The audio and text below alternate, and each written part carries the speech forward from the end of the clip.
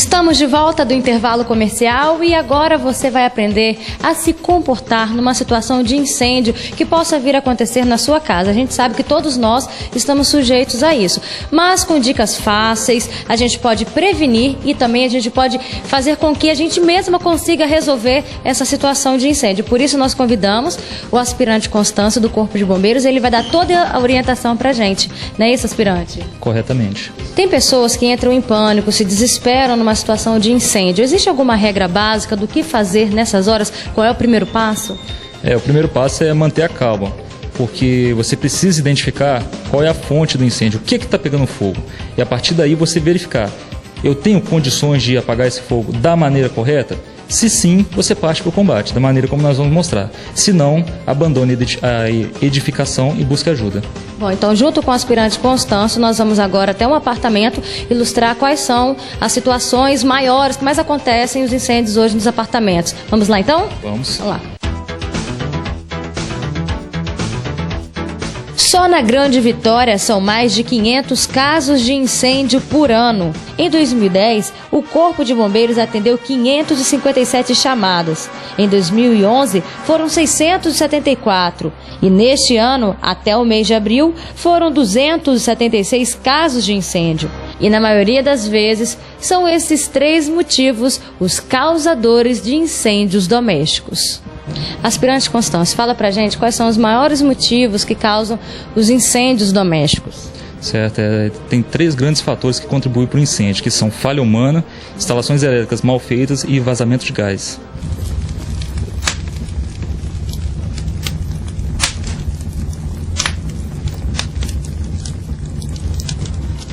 Qual é o maior cenário que vocês encontram?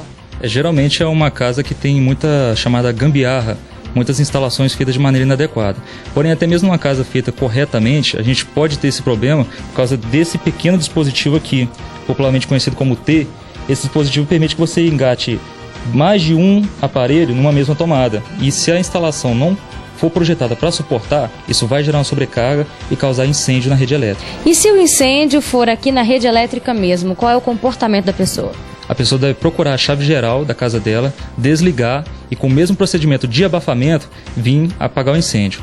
Porém, se a pessoa mora em edifício, em prédios e tiver um extintor de CO2 disponível, ela pode fazer esse combate com o extintor, que é uma maneira até mais segura. Aspirante, além dessa questão da eletricidade aqui, existe uma situação, você estava comentando comigo, um próprio perigo dos eletrodomésticos também, né? Exatamente, o eletrodoméstico ele pode ter algum defeito que venha ocasionar também o início de um incêndio nele mesmo, independente da rede estar sobrecarregada. E aí, qual é a forma correta da gente se portar nessa situação? Bom, primeiro de tudo é desligar o aparelho da rede elétrica. Igual que a gente vai simular, eu vou aqui retirar, tomando todo o cuidado de não me expor à fonte de calor. E como é um equipamento elétrico, vou evitar jogar água. Apesar de que já está desligado, mas vou evitar jogar água. Se possível, apagar com abafamento. Eu pego a toalha e tento apagar o incêndio.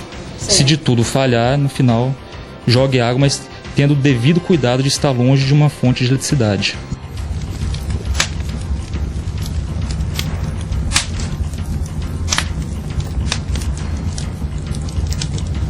Agora entramos naquele fator que eu tinha falado antes de erro humano. Aqui temos, por exemplo, um ambiente que tem aqui muito material inflamável, madeira, o papel da Bíblia, material sintético, esse arranjo de flores. Isso tudo, se a vela for largada aí, pode sim vir a contribuir para iniciar um incêndio, porque a pessoa pode dormir ou simplesmente esquecer e sair, deixar esse ambiente e aí começar o fogo a pegar.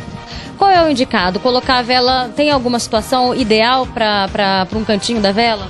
Se a pessoa quiser muito fazer, vai para um local onde não tem material inflamável. Por exemplo, em cima da pia da cozinha ou da pia do banheiro, que é uma pedra, não vai pegar fogo, seria um local indicado. Dentro da falha humana tem uma outra situação que acontece muito, né? A pessoa ela vai acender o fogão com fósforo, depois que aciona, dá uma balançadinha e joga no lixo.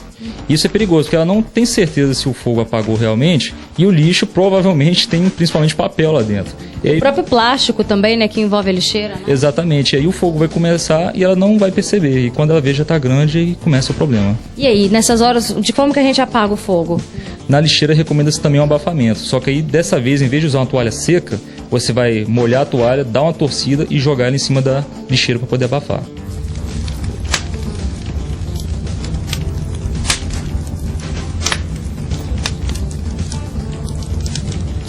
Porque nós temos uma situação que o fornecimento de gás é feito pelo próprio prédio. Então o problema que a pessoa poderia ter aqui dentro, ele é relativo a vazamento aqui na trempe do fogão ou na mangueira. Neste caso, o que a pessoa poderia proceder? Se o vazamento for na trempe ou na mangueira, ela pode simplesmente vir e fechar a válvula de fornecimento. Assim acabou o vazamento de gás. E não acionar nenhum aparelho elétrico ou eletrônico. O que eu estava querendo dizer? Acionar a luz ou simplesmente acionar o celular. Isso pode gerar uma centelha e deflagrar incêndio no gás de cozinha. E lembrar sempre de abrir a janela, que você falou para manter o local ventilado, não é isso? Exatamente. Depois que já começou o vazamento, você abre para poder ventilar. Aspirante, a gente viu aí alguns métodos fáceis, né, rápidos para poder se apagar o fogo, mas muita gente tem extintor. Qual é o momento certo de utilizá-lo? Muito bem, se você tem um extintor próprio para aquilo que está pegando fogo, então você vai utilizar ele no princípio de incêndio. Ele é muito fácil, a pessoa basta retirá-lo aqui da base e seguir o simples procedimento. Ela vai tirar esse anel que trava o extintor, com isso o lacre vai romper. Feito esse procedimento, o extintor está pronto para usar. Você tira a mangueira do suporte, é só você direcionar para o fogo e acionar o gatilho. Não tem dificuldade. No caso, esse extintor aqui, ele é a base de quê? Esse extintor é a base de água. Nunca utilize ele para eletrodomésticos. Prefira sempre o abafamento ou se você tiver pó químico seco.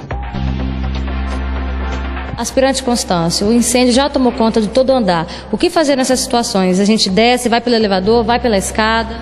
Procure-se evitar ao máximo o elevador, porque tem um risco de pane do equipamento e também o perigo maior está porque é um vão que vai desde o primeiro ao último andar.